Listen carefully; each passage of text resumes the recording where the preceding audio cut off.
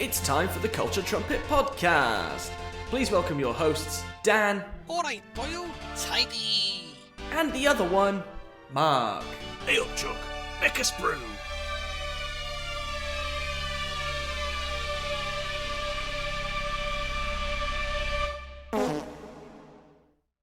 Let's get out of the Happy New Year, everyone. Happy New Year. Here we are. So, been away for a while, but that's been fine because we've both had stuff to do. We said we would be away for a while. It came to no surprise that we were taking a break because, like I say, life got in the way. You'll also notice that the normal production has resumed in terms of quality, I think. Well, that remains to be seen. Can't speak for the content, but production value of the overall technical podcast. Quality. Yeah. Yes. No promises about anything else. So good Christmas and New Year. Yeah, not bad. Cool. Not bad.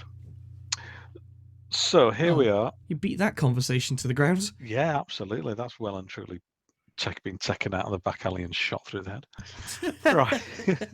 Also, I'm going to apologise to anyone who does listen to this. I'm still ill, but we want to get this out of the way because if we give it another week, we're already into like mid-January. So the end of 2022 special, which we should probably welcome you to, by the way. This is the end of 2022. It's a special episode. Christ knows how long it's going to be, but well, we have lots of notes. Yes, but let's just see how we go and what tangents we go off on. So yeah, end of the year special, and maybe a look forward to what else is on the way. Well, I'd like to start with sort of a wrap-up of Culture Trumpet full stop, and then we'll get to the good stuff, which is why everyone's going to listen. It's what they're here for. Yeah, we did 14 episodes in 2022, which I felt was quite cool. I enjoyed it. They were fun. Some did better than others. But we've had about a year of content out there, which is quite cool. I don't think either me or Mark and I should say, would have thought we'd still be doing it now, because it is all for fun. We get nothing for it. And it is. But the majority of it is fun to just talk about the hobby at least once every couple of weeks. So yeah, and frankly, thank God we're not relying on it for income because well, my mortgage would be worried. But yeah, no, it's been fun. Yeah. And as you say, some have had more listeners than others, and some have had more feedback than others. But I think generally the feedback's been positive. We haven't taken the world by storm yet, but that's what 2023 is for, right?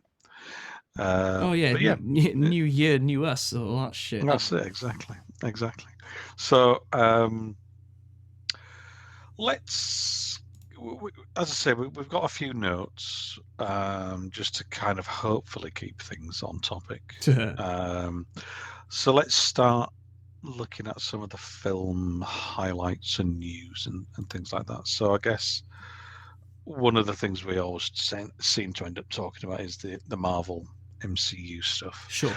And it's been a bit of a mixed year, I think, for them. It's been interesting to say the least. I think I wouldn't even say it's been mixed, because mixed implies that it's been 50 good, 50 bad, 50% good, 50% bad. Sure, okay. And I wouldn't even say that those ratios are right. I'd go more 60-40 for the worse, personally. And I think because of the amount of content that there now is with the television shows as well as the film releases, it's becoming quite like there needs to be such high quality for that to be 50-50, because there's more of it now, right?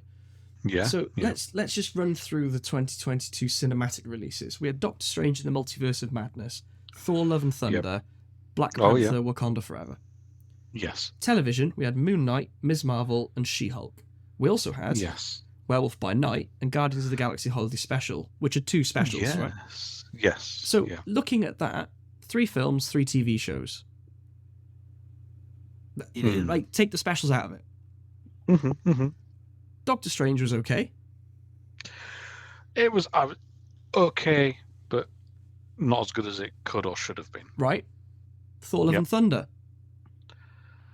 I enjoyed Thor: Love and Thunder. Now, I know a lot of people didn't because I said it was too silly. But I like silly stuff. So Taika Waititi, anything he does, I'll watch, and he just has this sense of humour that I get.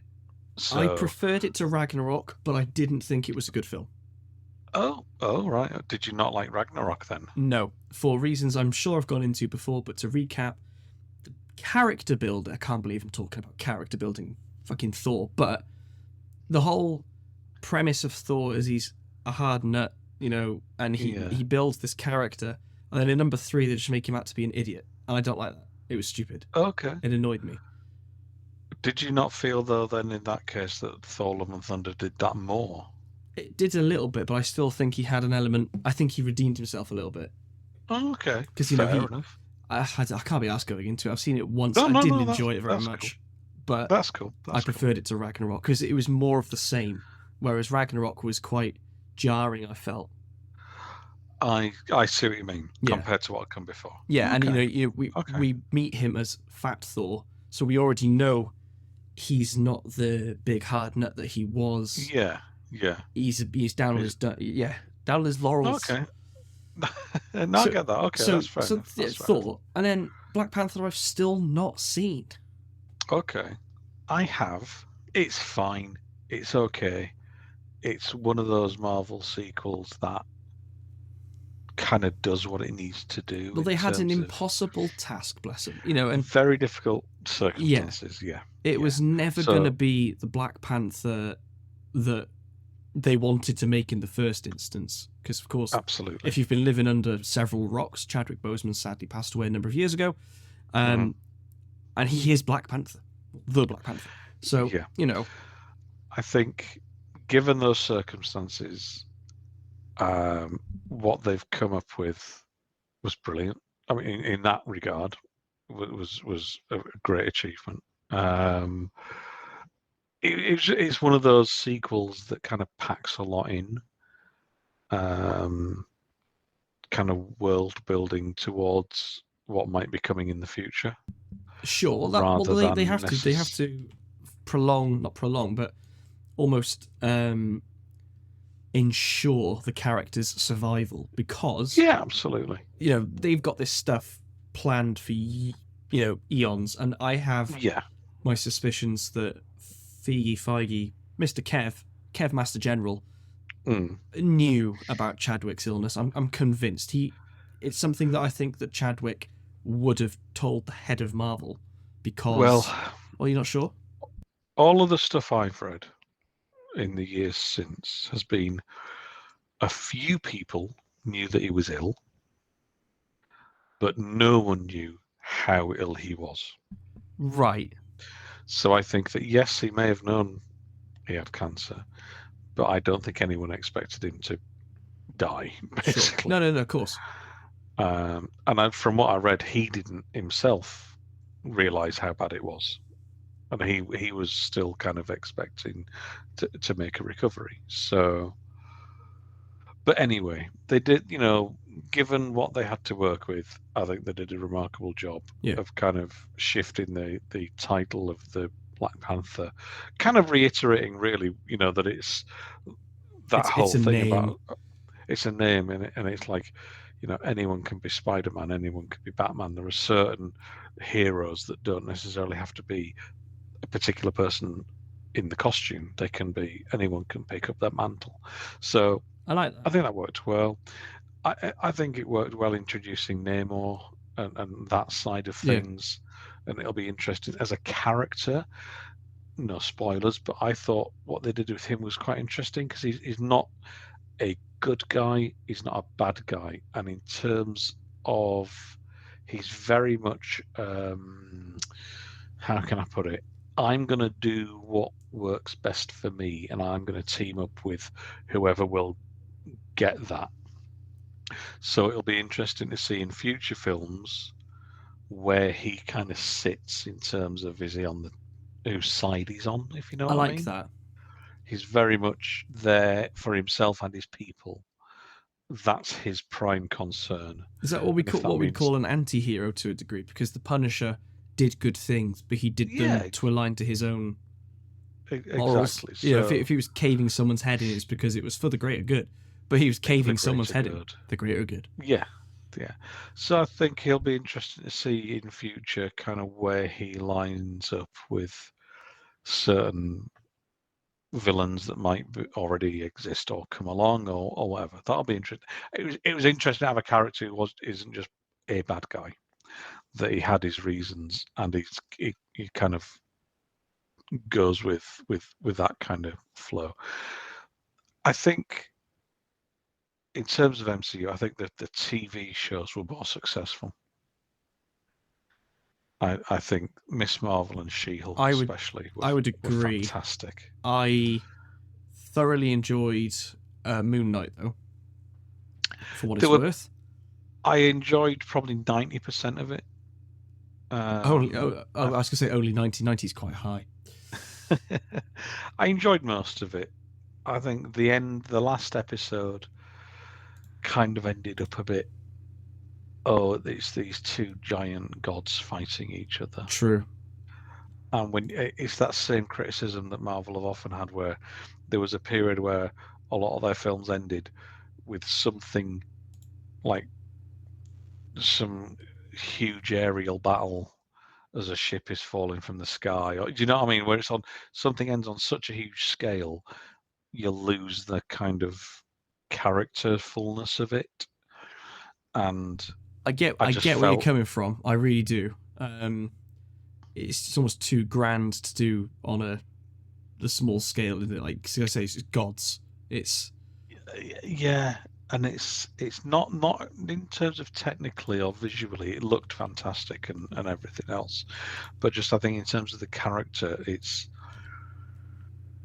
they've done such a good job of building up the Oscar Isaac characters, let's say, and that's a good way of putting it without giving obviously too much away. Yeah, and then it all just ended up with these two giant gods fighting, and it was like, let's bring it, let's keep it a bit more back down to scale. And in fact, what I liked about the ending of She-Hulk, again, no spoilers specifically, but that kind of addressed that thing of like, it gets so big, everything builds and builds and builds and builds, and it's like, why? Yeah. Why is this suddenly happening? Where did that bit come from? And that kind of addressed that head on. And I think the She-Hulk is one of the best things Marvel have ever done. And I would agree with you, because it played it safe at times, and then went, do you know what will really piss you off if we did this? And we're going to do it. The finale was fantastic. Was just genius. But again, absolutely, we're not going to go into it. No. I think in terms of, Miss Marvel, I thought was great. So much fun. Bubbly, light. No, I wasn't that bothered. I enjoyed it because of what it was, but to me it wasn't as groundbreaking and as fun and enjoyable as you made out. Okay, fair enough. And I can't put my finger on it, other than Marvel is much of the same now. That's true. And I think if we hadn't had Captain Marvel, I might have felt differently. But because it was essentially a Captain Marvel TV show, just with a different person attached to it, I don't know. I know that's the point of it, but I don't know. I think she's different enough from Captain Marvel, but obviously it tees up Captain Marvel 2. So yes, it was there. Of course it does. It was there partly to do a job, rather than there's some of their projects, right, which like are there to exist on their own. Obviously, they're all linked; they all need to work together. But there's some of them you feel are very much there to serve a very specific purpose, be their own thing. Yeah. Right. Moon Knight is its own thing. They may or may not connect it further down the line to the wider MCU. But that can be enjoyed as its own thing. You don't need to know anything else. You don't need to have watched any of the other movies or shows. You can just enjoy Moon Knight as it is. And it's its own thing. Whereas something like Ant-Man 3, that's coming out this year, is there to do a job, which is to set up and move on the Kang the Conqueror storyline. that will then be continued over the next few films. Do you know what I mean? I completely get it. So I think Miss Marvel was kind of torn a little bit in between being very much its own thing, because it was very different in style and it had, you know, the nice little animations over it and things like that. But ultimately, it had to drop you off at a very specific point. Yeah, where Captain Marvel 2, or the Marvels, sorry, then picks the story up. Sure. So I think that was 90% its own thing, 10% we've got to finish it here. Yeah. And pick up later on, kind of thing. I enjoyed the dynamic of the family side of it. That was pretty good. I know a lot of the internet didn't, but I liked it because I'm a normal person, and it was great. That was cool. But again, it was a lot of, for me. It was a lot of filler. All killer, all filler, no killer to change some 41's cracking album. But we could literally sit here and spend days talking about Marvel, I think, and how our opinions differ. Shall we? Yeah, let's sod the rest of the episode off. I don't have anything to do. But to round off the year, I haven't watched Werewolf by Night yet, but I have watched the other special, which is the Guardians of the Galaxy Holiday Special. And I was grinning. I was belly laughing. It was so much fun. And it was. James Gunn is a fantastic visionary. And, I came to Guardians Holiday Special off the back of Peacemaker. Different property, different studio. And he is now Mr. DC. It's just so much fun. Watch it. It gives you a bit more backstory to Quill, which is really nice. Yeah. And Quill's hardly in it, but it's really fun. It's very fun, and the legendary Kevin Bacon is just fantastic. I mean, you can't go wrong if the bacon's in it, right? Let's face it.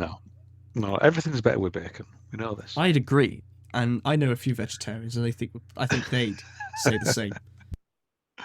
Let's move on to horror, because horror has had a couple of real breakout hits this year. It's been all right.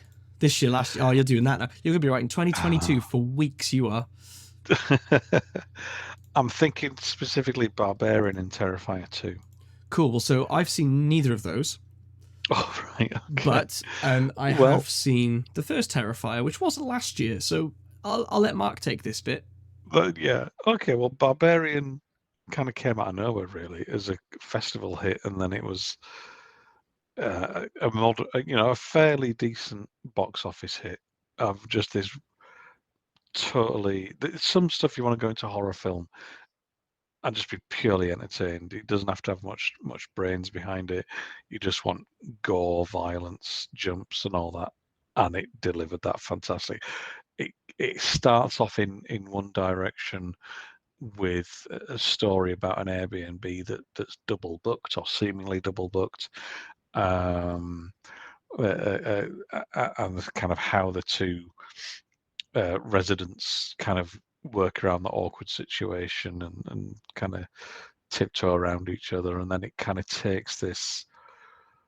You really do expect, due to the casting, that it's going to go in a certain direction, and then it takes this huge left turn, and it's just fun. Just fun, absolutely. It knows what it is. It's not sophisticated. It's just fun, and I really enjoyed it. And it's been very successful in the UK because it's a Fox film. It's now available on Disney Plus, which is where I've seen it. So it's starring Georgina Campbell, wild. Bill Skarsgård, who obviously Bill is Pennywise.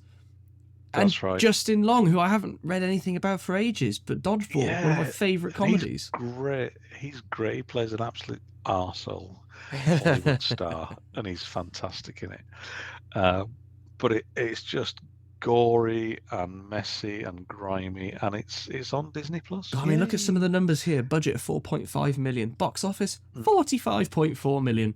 That's pretty good going, right? That's great going. It's really fun. I know nothing about it other than it's one of those you need to go into it knowing nothing. Yeah, and that's it. That's the best way. All right, that's cool. That's good. And then Terrifier 2.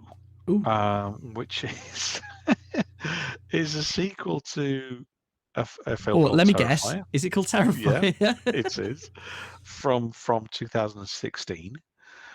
That itself was based on some short films that the director made before then.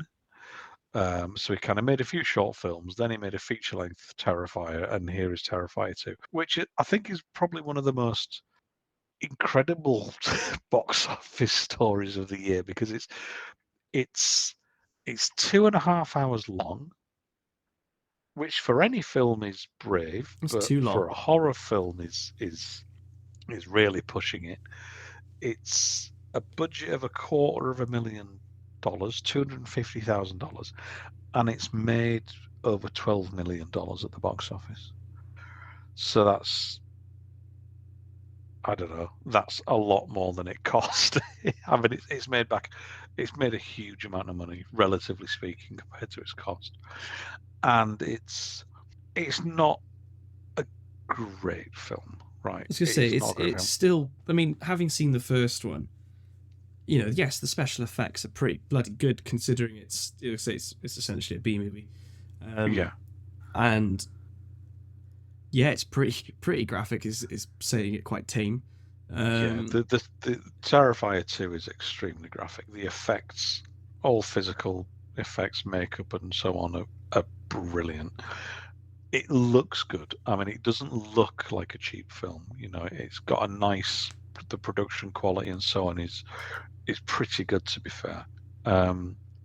Some of the acting is better than others, right? Some of the, they're obviously not, they're not amateur actors, but they're obviously not seasoned, let's say. Not Hollywood. Not Hollywood. So some of them are better than others. The kind of younger actors actually are better than some of the older ones, to be fair. That's interesting. I would say it's too long. It's too long. And story-wise, there's not much in terms of plot. I felt that with the first one. It was, Art the clown, who's the killer, latches on to these two girls and doesn't stop, basically, until he gets them. It's kind of that, really. And it's more like the script is more just like a thing to go from one death to another. Right? That said, they are done very well. It's very atmospheric. It looks a lot more expensive than it is. But it's easily half an hour too long. Okay. Easily half an hour too long. I would be interested now, based on its success, to see what the director does next with perhaps someone like Blumhouse, who can give him a bit more money. Yeah. How many millions would you like? Yeah. And obviously Blumhouse, give their directors a lot of freedom, but some of that might just need to be reined in a little bit in terms of pacing and things. So I think with a bit of money, but visually, the guy's fantastic and he gets good performances. But I think with a bit of money behind him and a studio who, do this day in, day out, who can help in terms of polishing a script, getting the pacing right, etc. I'm genuinely very interested to see what he comes up with next. Because the world of horror is used to clowns. Pennywise and the resurgence of the two It films. Were they Blumhouse? No, they're Warner Brothers. Warner Brothers. Point being, that took the world by storm. That was a commercial success, and it was a clown. Yeah. Oh yeah. And this was an unknown character. He wasn't your Freddy, he wasn't your Michael Myers, which we'll come on to. Yep.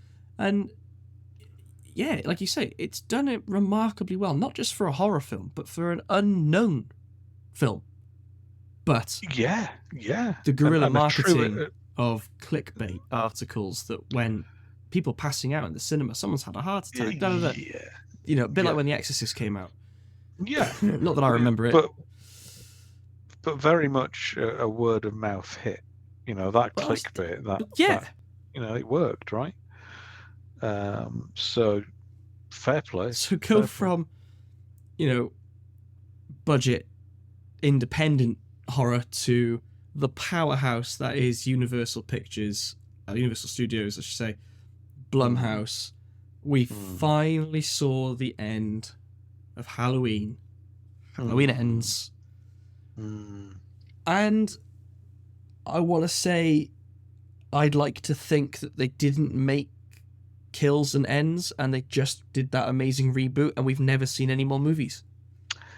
I think the same, to be honest. I'm so sad by it. Yeah, I think that first Halloween, 2018 Halloween, was absolutely phenomenal. God, has it only been 4 years? Yeah, but that was phenomenal, and it kind of hit the ground running. And it, as a direct sequel, you can watch the original and that one, and that's it. You don't need to see anything else, and they work perfectly as a pair. The bit that upsets me the most about the Kills and Ends movies is the marketing of it and the press junkets that Baroness Jamie Lee Curtis did, give it a correct title, made it sound so much more impressive than it actually was. A bit like, remember when that Terminator film came out and Jim Cameron was back on it as a producer, and he did it going, this is the best one since we did 2. It isn't. It really wasn't. And it's upset me that the leading people have sold it so hard, because they're obviously getting a massive check at the end of it. It's not even that. I think it annoyed the tits out of me that it wasn't this big epic finale. It was a completely different story. And the character that you, again, not to go too spoilery, the character that you wanted to see in it was not in it as much as you wanted. Yeah. I think in terms of them pushing it, like Jamie Lee Curtis doing all the marketing and so on, I think that's genuine, because obviously she's really invested in it and her character. But I just think that the first one, the 2018 one, was such a kick in the balls in terms of like, this is a proper full-on nasty horror film. The other two then just kind of didn't quite push it as much as they should. I liked what Halloween Ends did in terms of that whole thing of, like a copycat killer taking on the mantle kind of thing. It was good. I get what they were trying to do with it. Not like is the wrong word. I got what they were trying to do. But I think I would have preferred to have seen that in the middle rather than at the end of the saga. Yeah. And then you have a film for Michael to come back to do the whole, whoa, that's my turf, not 10, 15 minutes. That would have been a better way of doing it. You're right. A copycat. Everyone thinks he's dead from the end of 2018 Halloween. A copycat then takes over. And then Michael comes back for the last not that one. I have any credentials to be any way involved with films, but in terms, I felt it was rushed. Yes, it looked good. Yes, the effects were decent, and it delivered on splatter, but it was rushed. The ending, it has a bloody good ending. It has an actual ending. Oh yeah, I just felt cheated, and especially with what they did with some of the characters that had arcs and some of the character development, especially, I can't remember her name, but Jamie Lee Curtis's granddaughter, Laurie Strode's granddaughter, her story in this was completely backwards, if you ask me. Yeah, that wasn't smart at all. That wasn't smart at all. Again, we won't go into it too much, but I mean, we're doing an end of year review. Of course, there's going to be mild spoilery stuff.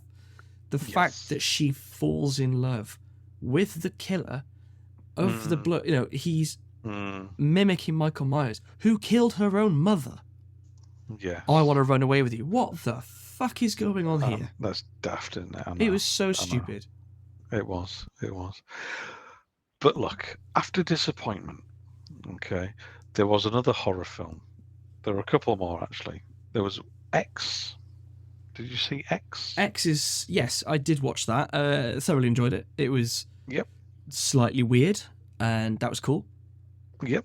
And the prequel Pearl, I think we're getting in the UK in the next month or two, I believe. It's out already in the US, I believe, isn't it? It is, yeah. It's been out for ages. Bloody Yanks getting all the good stuff first. Yanks. And I think one of the best horrors, unexpectedly, was Prey, the Predator prequel. Have you seen that one? We talked about it, yes. Yes, I enjoyed it. It was fun. It was a good Predator movie. Wasn't as suspenseful as the trailers made out. True. And I think I felt a little bit cheated that it wasn't as... Well, yeah, I felt cheated that it wasn't as... I was going to say atmospheric, but no, the film is atmospheric, but you know where I'm coming from. It wasn't as grippy and, heart in your mouth than the trailers made out. But, marketing, That's fair. That's fair, yeah. If anything, they did their job correctly, because it made me watch it thinking it was going to be like that. Yeah. I really enjoyed it. I hope they find a way to do another one and kind of carry on that world, because I think it did really well. Now then. Oh, cut that. Fun. There's also some fun to be had, as well as the horror stuff. There was a fun 2022. That's Pure a fun fun side of 2022, I should say. And we will get onto the big gun clue. Ha! Big gun I get it. Shortly. But I just want to put in a word for Bullet Train. There you go. And that's your word. Thank you. Move on. The Brad Pitt action comedy. No. Several words Move on. then. Which was... Have you seen it? No. It's brilliant.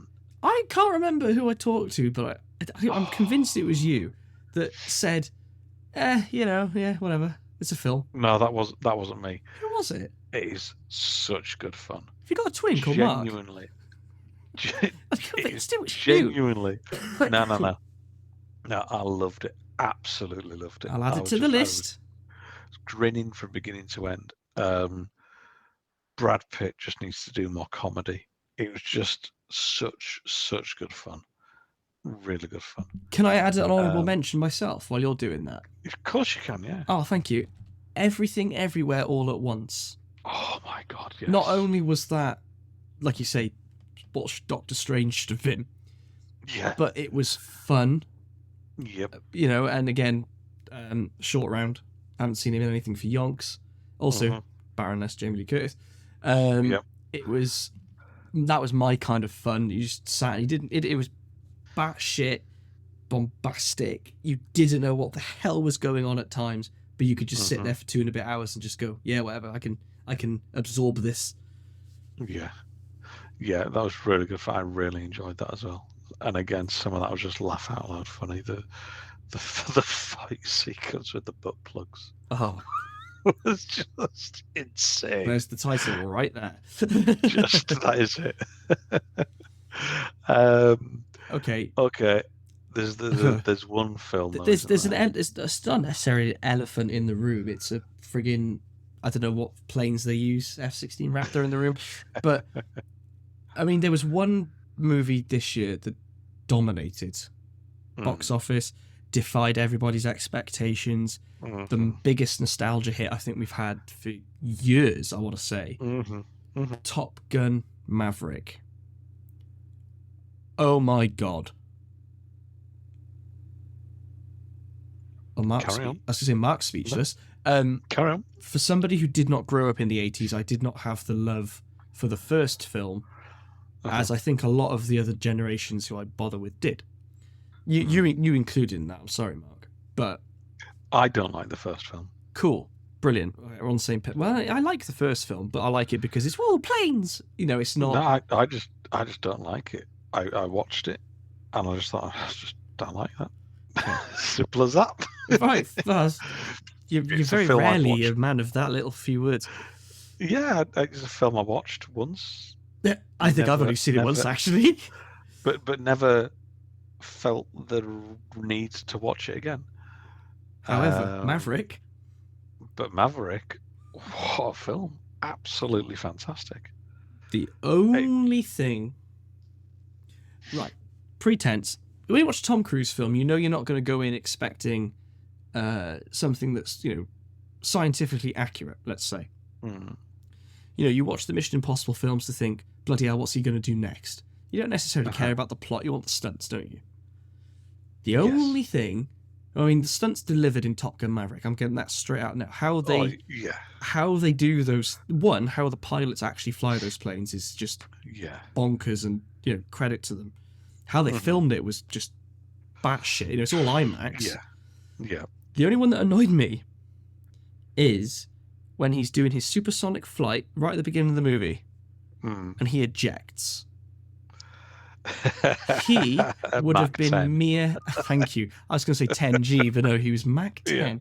His skin would have peeled off. I can't even make a joke about that. That'd be horrendous. No, but do you know what I mean? Like he would have been mere atoms, and that's the only bit of that movie where I go, you had one job to sell this film in the first 10-15 minutes, and you buggered it up. But then it makes what we didn't see though. What we didn't see though was that when he ejected, it was inside a special pod. That protects him from the elements. I might have to watch it again. Once he slows down. Hang on, I'm googling this while we're right here now. They never explained it. Top Gun Maverick, Mach 10 ejection. Right here it is. Like, what would really happen if you ejected at Mach 10? At that airspeed, his body would splatter like a chainmail glove swatting a worm. There you go. So what would happen is a lot very quickly.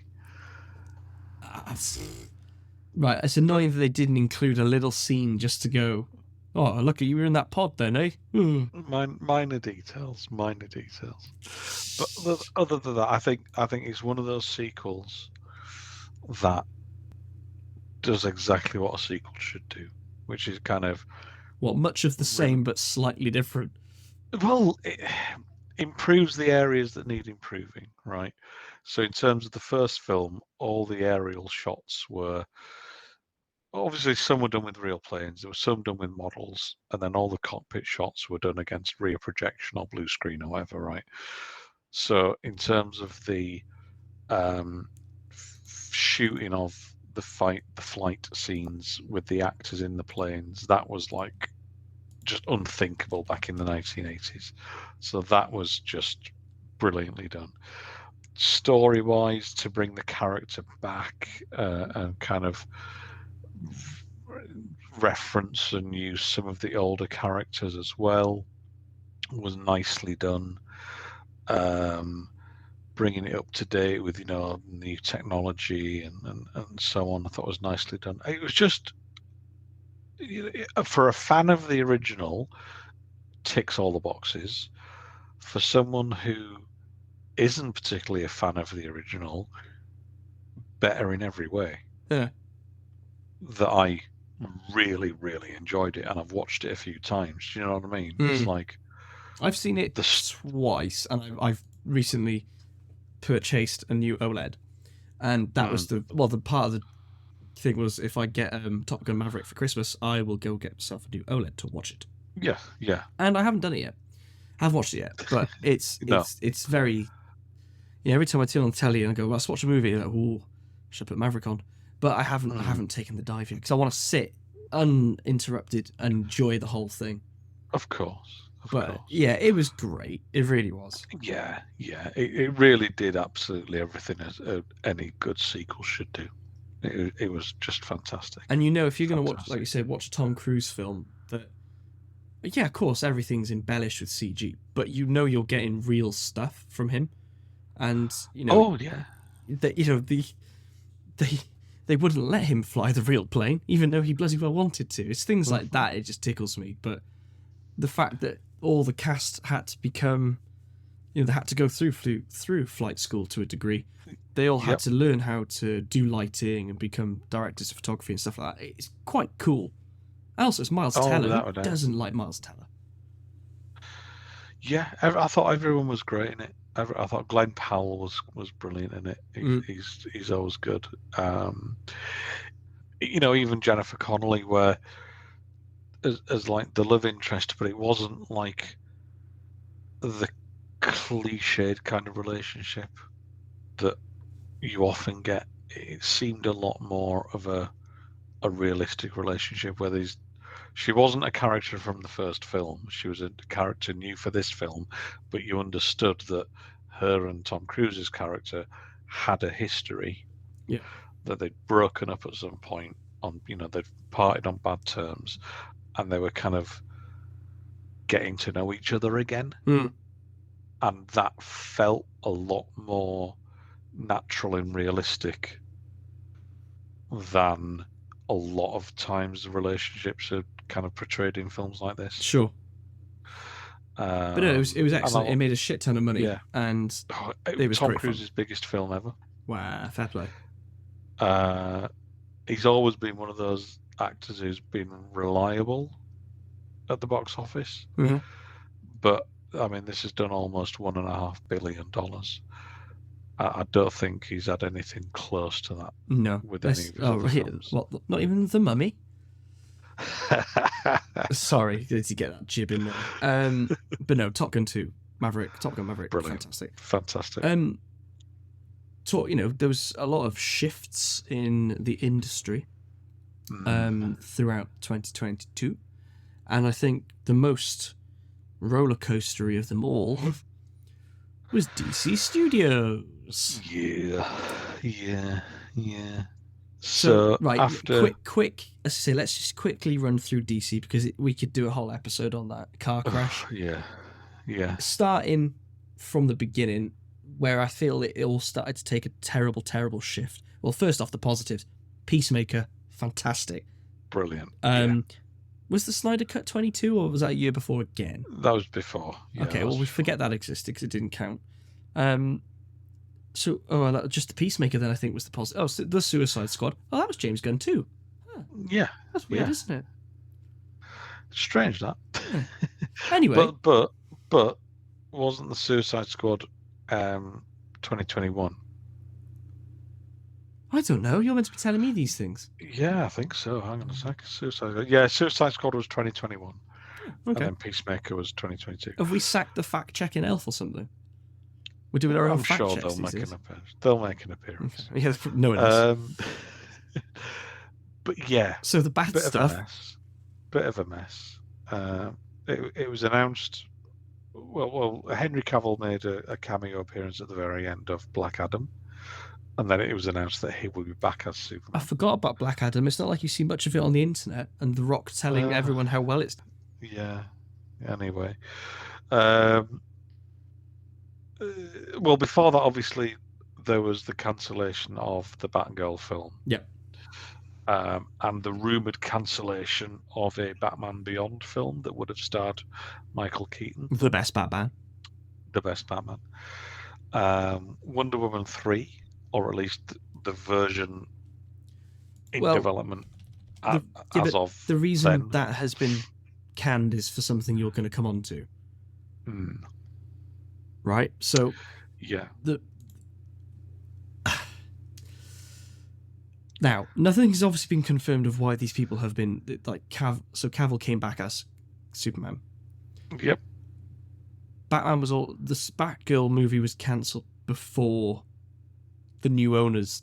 Not on new owners either. Not owning it. They've just been the new employees. So they got two. There's two new CEOs, right, at DC Studios. James Gunn. Yes. And Peter Safran. Yeah. Saffron. Yeah. They didn't cancel Batgirl, as far as I'm aware. No, they didn't. No, that was Zaslav, the head of DC, or the head of Warner Brothers. Basically, so there was the takeover with Warner Brothers and everything, and then a load of projects got cancelled, and there's been a lot of kind of turmoil behind the scenes. They've now created basically DC Studios as a proper division to make DC movies, rather than Warner Brothers making it. So in the same way that Disney has Marvel Studios and Lucasfilm and Pixar, etc. So there's now a separate division just dedicated for making the DC stuff, whether it's for streaming, for cinema, for TV. And in charge of that, as you say, James Gunn and Peter Safran. So James Gunn, well, we know who he is. He's very successful with his stuff at Marvel. He made the Suicide Squad and Peacemaker for DC. Peter Safran is a long time, I think, DC producer who's worked on a lot of stuff over the years, and he's also good friends with James Gunn. So they are now in charge. They between them basically have the Kevin Feige role, Right. for DC, and part of that is working out What plan the fuck is going on? for what they're going to do, right? So as you say, some of the stuff was cancelled already, Batgirl, etc. But they kind of came in at this crossover period where Black Adam came out, Cavill appeared in that. Then it was announced that he would then be back as Superman. Left The Witcher. Left The Witcher, and then it was announced that he wouldn't be back as Superman. That James Gunn and Peter Safran's plans for Superman didn't involve Cavill. Sadly. They'd be looking at, which is a real shame, because I think he's fantastic as Superman. Is just not being served very well. That was a bit like Jodie Whittaker as Doctor Who. Yeah, she's a fantastic actress. And Peter Capaldi. Okay. I mean, they were my two favourite Doctors, I think, of recent years. But the scripts were terrible, and I think it's the same for me for Henry Cavill, which is a real shame. So he's now out. There was a Wonder Woman 3 script in development, and there's been some conflicting reports of why that's been canned. But the general gist, I think, is Patty Jenkins was working on it. She obviously wrote and directed the first two films. The studio, now whether this involves directly James Gunn and Peter Safran or not, or whether it was before they came on, but the studio wanted some changes to be made. She was either unable in the time that she had or unwilling to make them, and so she left the project. Now, where that leaves the film and Gal Gadot as the star is still unknown. Yeah.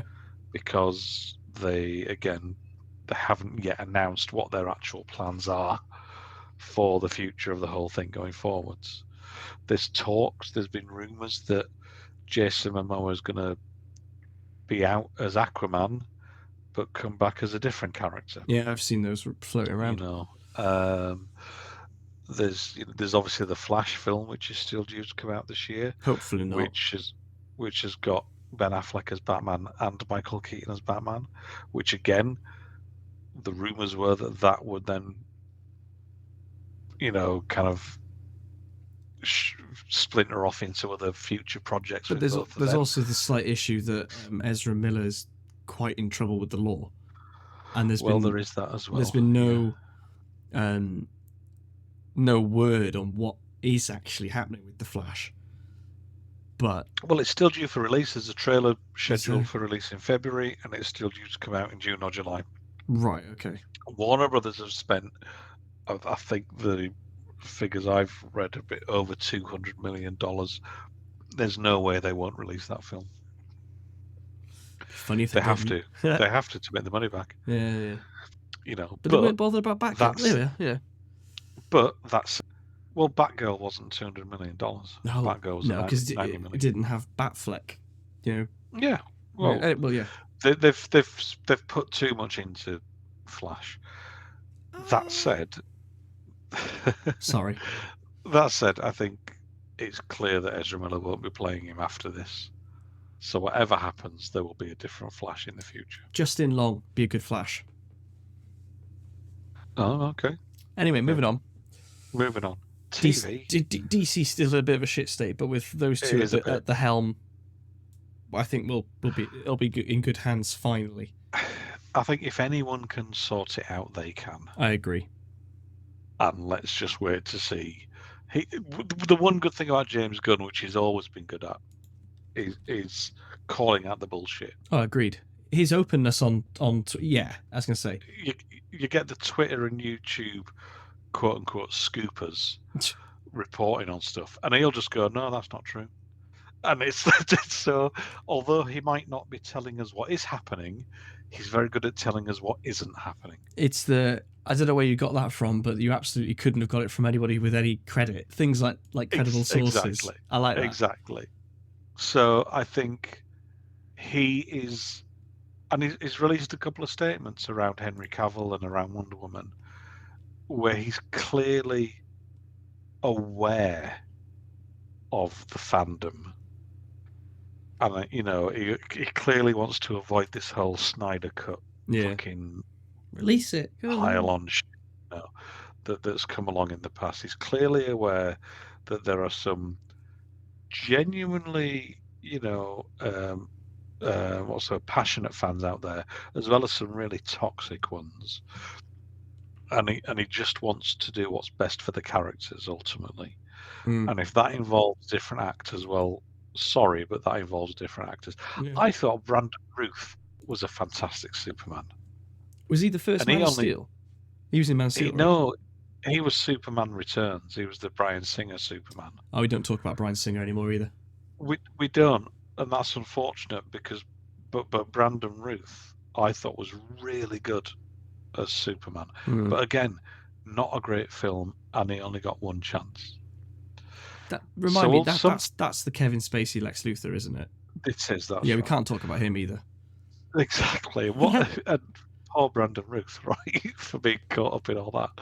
Sure. But it's like, sometimes the actor you think is the best actor doesn't get the opportunity to show that they're the best actor. Agreed. And that's unfortunate. But ultimately, his job, like Kevin Feige's, is to look at what's best overall. If they want to build a series of connected films, they need to work out, right, we need to start from scratch. If they want to build a series of unconnected films, and there will be some, they've already said that things like the Joker film, the Joaquin Phoenix film, is not going to be linked, and the Batman, the Robert Pattinson film, is not going to be. It's obviously still under DC Studios, but there won't be any way. They're not going to be forcing any connections to other films, if you know what I mean. Mm-hmm. And let's see if anyone can do it. They can. I agree. And let's see what they announce. Cool. Let's rattle through a bit of TV because already people will go, bloody hell, they've been away for how long? And I've got to listen to an hour and a bit. We're making up for it, are we? TV highlights. What were the highlights for you? Andor, House of the Dragon, I thought were both fantastic. I agree. I haven't finished Andor because it's like pulling teeth for me. But I know it's a case of I need to stick with it, and I shall. Okay. But with the attention span that I've had over the last 3 or 4 months, buying a house, decorating a house, moving into a house, I just want to sit and be entertained rather quickly. Andor wasn't doing it for me. I felt the same about Rings of Power. Now I see. I sat through that slog, and yes, it's pretty. Yes, it's historic because of the IP, but also it's $1 billion. And yeah, it looks $1 billion because it looks fantastic. But in terms of entertainment value, not $1 billion. I enjoyed it. I don't think it's a bad show. Obviously, the money's there on the screen. Yeah, but it's still got to deliver quite a lot for us to see how it's all going to connect. It's very slow. I would hope that the showrunners don't let themselves be influenced by some of the arsehole criticism. I was going to say some of the cretins. Yeah. But I think they do need to pick up on some of the legitimate criticisms around pacing and getting the story moving. Okay, they need to world build. I get that. Yeah, of course. But we are also in a world that we're very familiar with. That's true, actually. I realised as soon as I said it that. No, that's okay. I'm not going to bring you up. Hang on a minute. We know this world already. And like we know it's Mordor didn't exist until halfway through this show. But we knew we were in Middle Earth. We knew some of the names of the various different places. Sure. But there was enough there. We needed to still set the scale, I think, of it. I think they either need to have maybe a shorter season, so things just don't have a chance to flag. Stagnate, right? Yeah. I enjoyed what I watched, but it didn't keep pulling me back. No. I am sure I will catch up with it, and genuinely, I do look forward to seeing what they do going forwards, because they've committed themselves to making however many seasons, and let's see how they go. I think for a first season it wasn't bad, but it wasn't like essential viewing. It wasn't it wasn't groundbreaking in terms of, oh my god, look at it. It was never going to be as good as The Fellowship, right? Let's face it. Mm-hmm. Mm-hmm. It was never going to beat that original. And having watched that over the new year, it still stands up very well. Oh, it does. I watched the 3 films recently, and they are still phenomenal. Yeah, phenomenal. Okay, go on then. What about you? Again, House of the Dragon, banging. Mm-hmm. It was tip top. After the disappointment of Game of Thrones season 8 a number of years ago, when they announced House of the Dragon, my initial thoughts were, we don't need it. Who cares? Yeah, same. And 2 episodes into House of the Dragon, I was invested. We already talked about this on the podcast. I was invested. I was back in the game of Thrones. And you're welcome. Even working on 50% brain capacity is still fucking hilarious. And sorry, I'm just enjoying the high opinion I have of myself. It was... Someone has to. Yeah, it was brilliant. The time jumps took a bit of getting used to, but it made sure we progressed enough time in one series that we didn't need 3 seasons. Because, I think they did what Rings of Power didn't manage to do, which was keep it moving forwards. Yeah. And while those time jumps were a little bit jarring, especially some of the actors in the first half of the season were fantastic, and it's initially, I'm going to miss them because they were really good, but then the replacement actors they're equally as good. Yeah. Do you know what I mean? And so your concerns are quickly swept away, but they needed to jump forwards 5 years or 10 years or whatever it might be, because either there just wasn't any story to tell, or they just want to get going with it, kind of thing. Sure. And I think Rings of Power could take a lesson from that.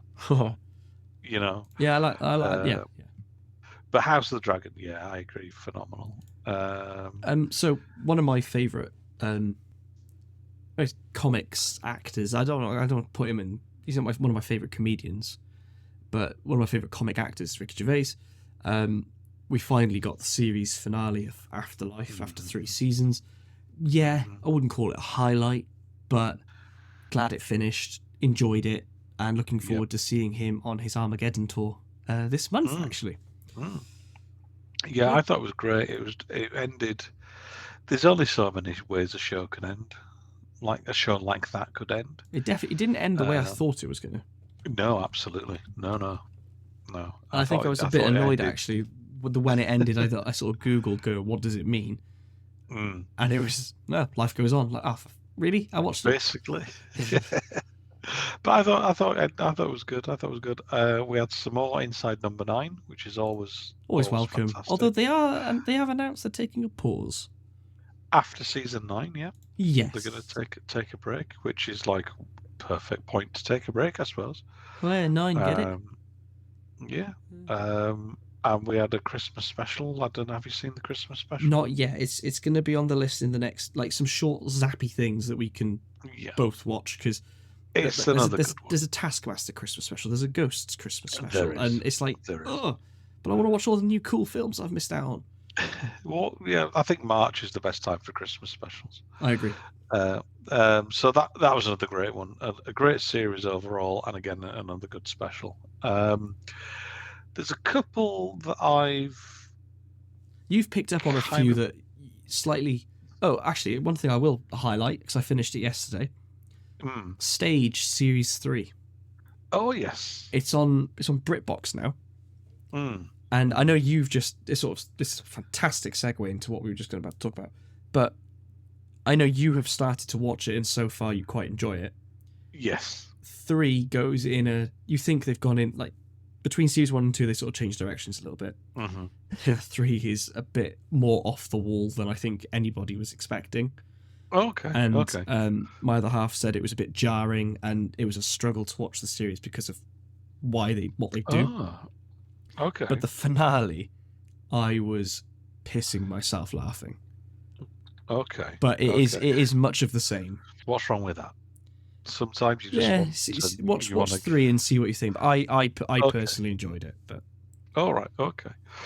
So there's a couple of shows that I've started watching that aren't actually new in 2022, but they're new for me, and I'm kind of catching up with them.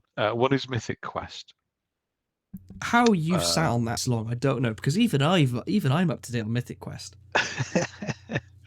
It's just one of many that has been on that list of things to watch. It's so fun. But I think I must have obviously seen Welcome to Wrexham, which was Rob McElhenney, who stars in Mythic Quest, and he kind of created it or co-created it. And I must have just seen maybe some clips or something that I thought, oh, actually, now I've seen a bit, that looks really good, and it's brilliant, and it's basically a comedy set in a video game developers, a video game company, and it kind of follows the staff. There's Rob McElhenney plays like the creative genius behind it all, and there's you get to see some of the developers and the marketing people and the finance guy and so on. And it's I'm not really selling it very well, but it is funny. It's very funny.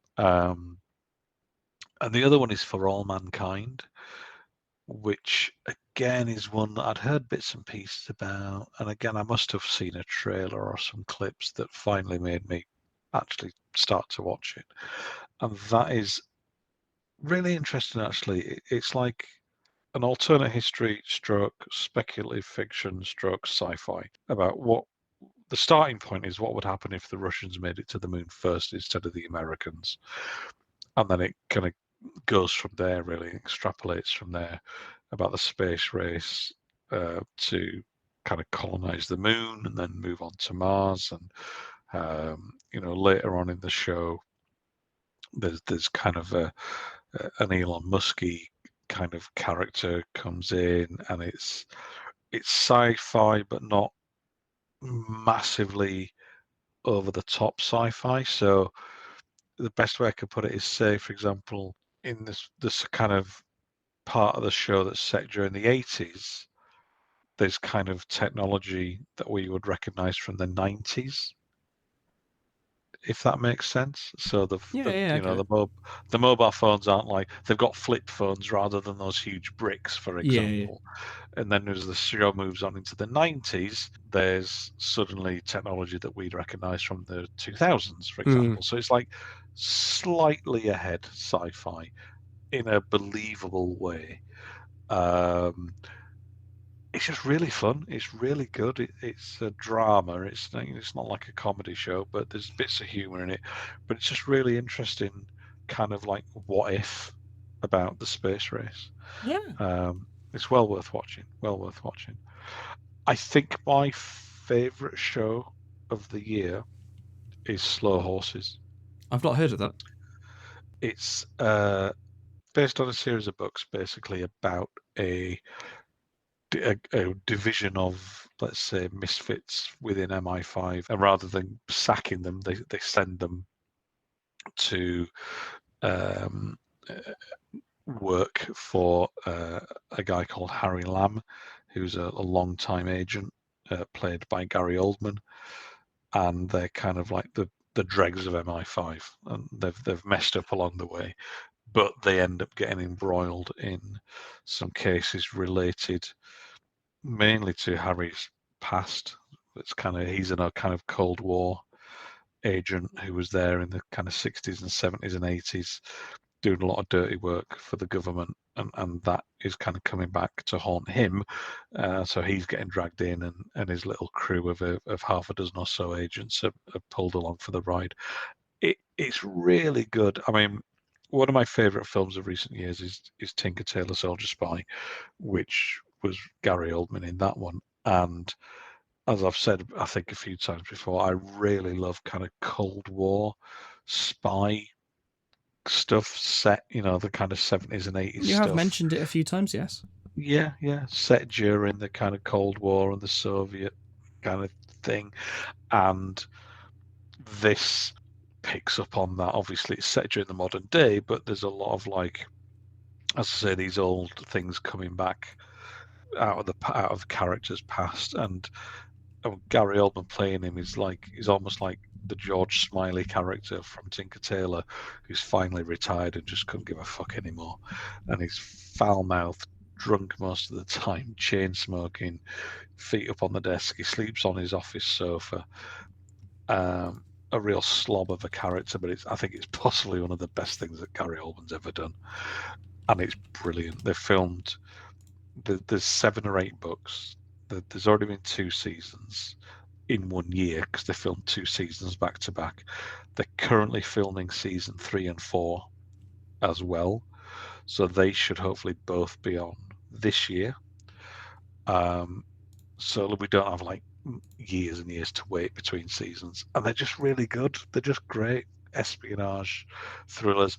They are funny as well. It's not a comedy, but it's funny, and it's great. And it's interesting that this Mythic Quest and For All Mankind are all through Apple TV Plus, which I never really kind of took much notice of initially, but they've really kind of coming on strong with some of these shows now, and these are all really very different styles, but all equally enjoyable. Fair play. I'm not going to say any more, but it's all good stuff to rewatch if nobody has watched it yet. We'll just wrap up a little bit of some of the other things we talked about: film, telly, and Matan Tashan, music. Go for music, yes. I mean, very limited music knowledge of, I listen to rock and metal.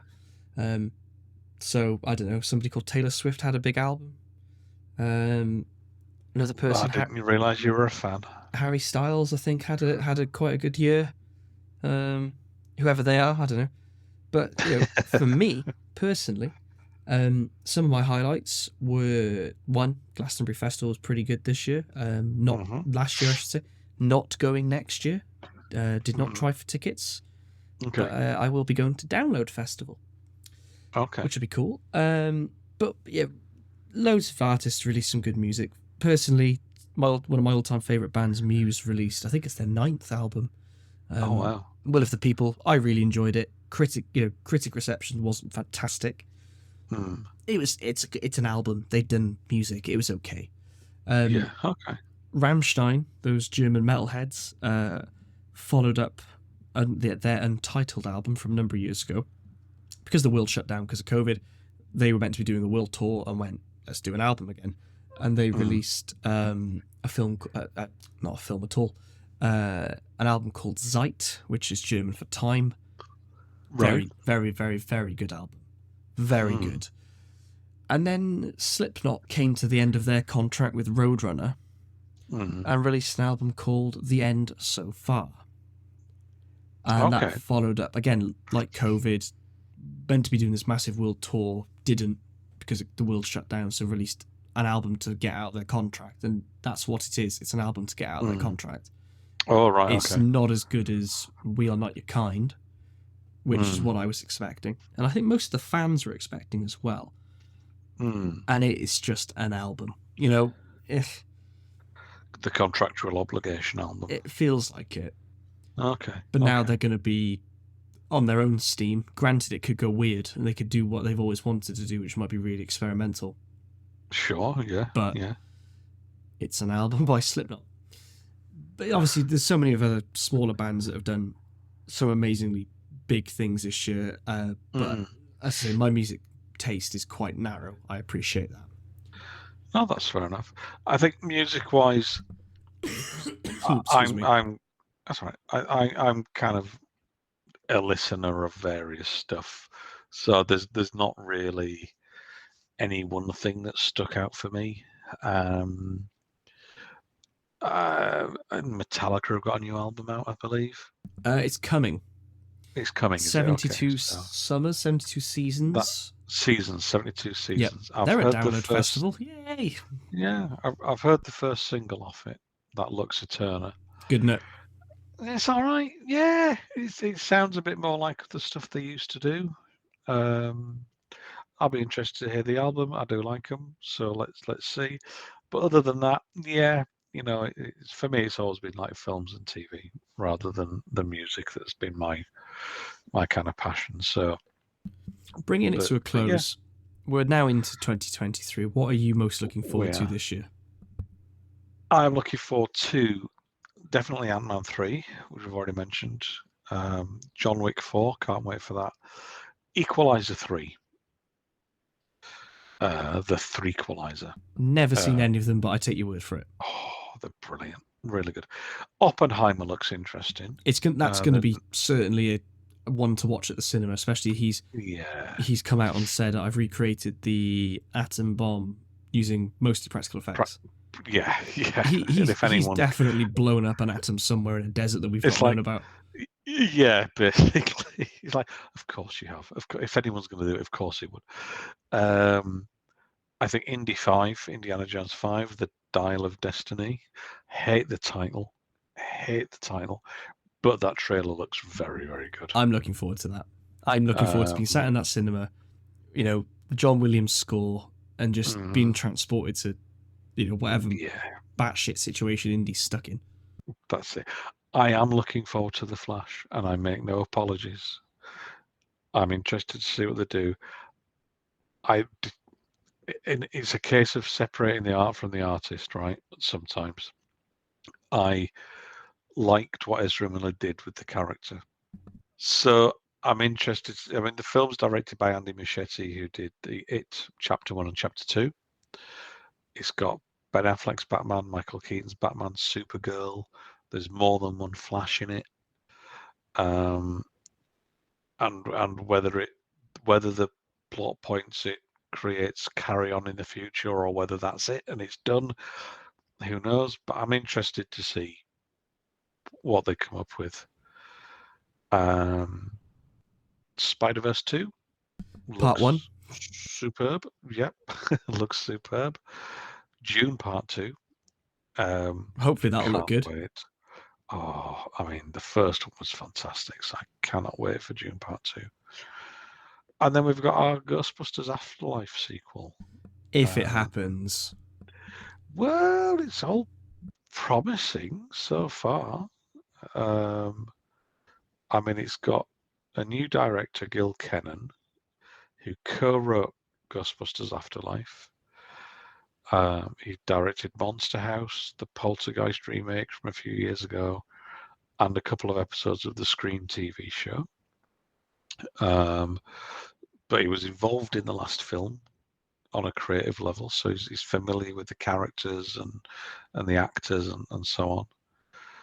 And it clearly made enough money. I think we said before, didn't we? It wasn't a massive hit, but it clearly enough to warrant a sequel. And I'm looking forward to it. I think the way they need to get a wiggle on, because it's meant to be out in December 23. Well, that's the only thing, isn't it?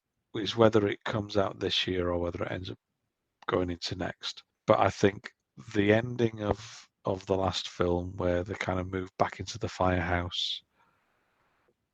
Interesting that the working title is Ghostbusters Firehouse, which suggests I didn't know about that. That's cool. Oh yeah, so that does suggest it'll pick up that thread with Ernie Hudson's character kind of taking ownership back of the original firehouse and I guess opening up the business again, where it started.